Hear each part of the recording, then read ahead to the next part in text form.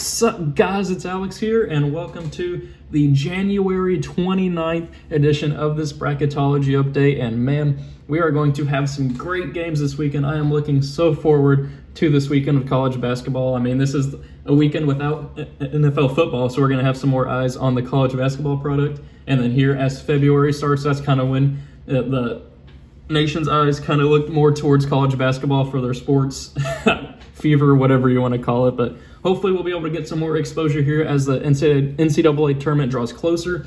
Taking a look here at the bracket, just want to point out a couple of teams making huge moves. Michigan State falling out of the bracket. They got absolutely destroyed last night by their own doing. It's not like Rutgers just went out and scored 100 points and Michigan State scored a respectable 70 or whatever. Michigan State scored 37 points. 37 points in 40 minutes of action. I mean, I don't understand it. But then they ended up losing by 30 to Rutgers. That was crazy. But then Alabama on their way to a 1 seed. They are on, I think, a 14-game win streak or something to look at right now. They haven't lost since they lost by 2 points to Western Kentucky, which isn't a bad loss at all. Western Kentucky's pretty decent. But they are on their way to a 1 seed, especially if either Villanova falls in their return here to the college basketball world after the COVID pause, or Michigan, who's been idle. If they somehow get past, Michigan should be pretty safe here on the 1 line for the time being, especially until they lose their next game. But Alabama knocking on that door, they want to get into the tournament. But if we take a look here, region by region, up there in Region 1, we have UConn now up to an 8 seed. My team, one of my favorite sleeper teams, Drake, 13-0, I think now against the spread, which is pretty crazy for betting. They have covered the spread in every single game, which is unheard of in just sports betting in general. They're now up to a 9 seed. Then Florida State is up to a 4, and then East Tennessee State is new to the field as a 15.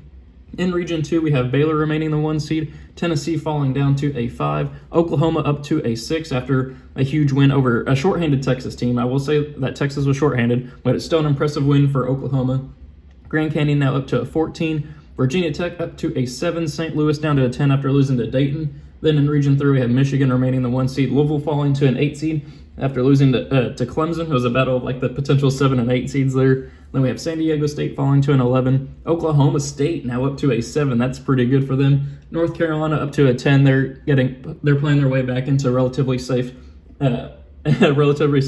environment here as we approach the bracket season. Then Villanova over there in Region 4 remaining the 1 seed. UC Irvine up to a 13. St. Bonaventure now up to an 11, and then Purdue down to a 7. So then if we take a look here at the bracketology, the bubble itself, last 4 byes are Indiana, Arkansas, San Diego State, and Rutgers. They just got the huge win over Michigan State.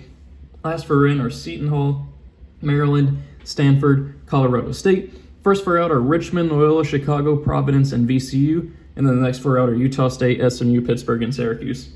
So there are 3 teams in the Champions Classic that are nowhere to be found in this bracket, not even in the first 8 teams out of the tournament. We have Kentucky, who everybody knows about Kentucky this season. Then we have Duke, who is 6-5 this year. They're not anywhere close to the tournament. And then Michigan State, who I think is now either 8-6 or 8-7. I don't remember what their record is now. But they are now out of the tournament as well and nowhere to be found. So it's just crazy that 3 of the top college basketball programs in the nation are just not even close to being in the tournament. You got teams like Loyola Chicago as an at-large team having a better resume than either of those 3 teams. But if we take a look here at the bracket, we will go ahead and make our predictions for this bracketology on January 29th. See who we have winning the championship. Spoiler alert, it's probably going to be Gonzaga or Baylor, but we'll see what happens. But if you are watching this food item right now, comment sausage. I was about to say Vienna sausage. If you don't feel comfortable just leaving the comment sausage, just type in Vienna sausage. But either way, the food item for this video will be sausage. If you're watching at this random point here at the 4:30 mark and you're not just skipping up to the end of the video to see who ends up winning the championship, I appreciate you. I appreciate the watch time that you provide and the sponsors the advertisements we are able to get. So I appreciate that. Thank you for being a loyal subscriber and a loyal viewer. Comment sausage below and you'll get a thumbs up from me. So over here in the first region, we'll go ahead and make our predictions for the bracketology. We'll have Gonzaga moving on past the winner of NC A&T and Prairie View A&M. Then we'll have Drake pulling off the upset here with slight 9/8 over UConn, but it's just the fact that Drake, the name value here of Drake, upsetting UConn is a pretty big deal, especially for just casual college basketball fans. They'll be like, why is Drake the rapper a 9 seed? And then we'll have Texas Tech here moving on past the winner of Stanford and Colorado State. Then Florida State, I think, will beat UAB. Then we'll have USC beat Arkansas. Then Ohio State beating Bryant. Then we will have Indiana pulling off the slight upset here with a 10-7 over Florida. So 2 upsets in the first round in this region. And then Texas here moving on past East Tennessee State. Then for a spot in the Sweet 16, we got Gonzaga moving on past Drake. Then we have Texas Tech. Ooh, this matchup is so good right here. We got Texas Tech and Florida State. I mean, which of these two teams is even better? I don't even know. These two teams are playing fantastic right now. I got 2 great coaches in Chris Beard and Leonard Hamilton. But I'm going to go with Texas Tech here, pulling off the slight 5-4 there. Don't ask me why. That's just a feeling that I have. And we have Ohio State here moving on past USC, and then Texas moving on past Indiana. But then for a spot in the Elite Eight, we got Gonzaga moving on past Texas Tech. And then I'm going to have, not Gonzaga again, but Ohio State here pulling off the 3-2 slight upset over Texas. But then they will run into the buzzsaw that is Gonzaga, and Gonzaga will move on from this region into the Final Four. Then if we go over to Region 2, we'll have Baylor moving on past the winner of Montana State and South Dakota. Then I think that Oregon can beat Xavier. Then we're going to go with an upset pick here with the winner of Maryland and Seton Hall, which I think will be Seton Hall. But I mean, I think Maryland could do it too. They will upset Tennessee here. Tennessee they're looking pretty inconsistent. I mean, they got destroyed by Florida. I think they also lost to Missouri, but they've also had some pretty quality wins. I think they played Kansas this weekend. That was one of the games I'm looking forward to a lot. I mean, the SEC Big 12 Challenge as a whole is going to be looking pretty good with Texas and Kentucky as well. But Tennessee versus Kansas, both those two teams need a quality win at the moment. We'll see who ends up getting it. But then we'll have Illinois here moving on past Belmont. Rutgers, I still believe in Rutgers. I think they can pull off the 11-6 over Oklahoma. And Missouri will beat Grand Canyon. Virginia Tech will beat St. Louis, and then Iowa will beat Northeastern. Then for a spot in the Sweet 16, we got Baylor moving on past Oregon in a battle of the green teams, if you want to call them that. Then we'll have Illinois moving on past the winner of Maryland and Seton Hall. And Rutgers, I think, can pull off the 11-3 over Missouri there. I believe in Rutgers. It may cost me once the tournament comes around, but I do believe in them. I think that they can move on to the Sweet 16 here as an 11 seed. And then we'll have Iowa with Luka Garza moving on past Virginia Tech.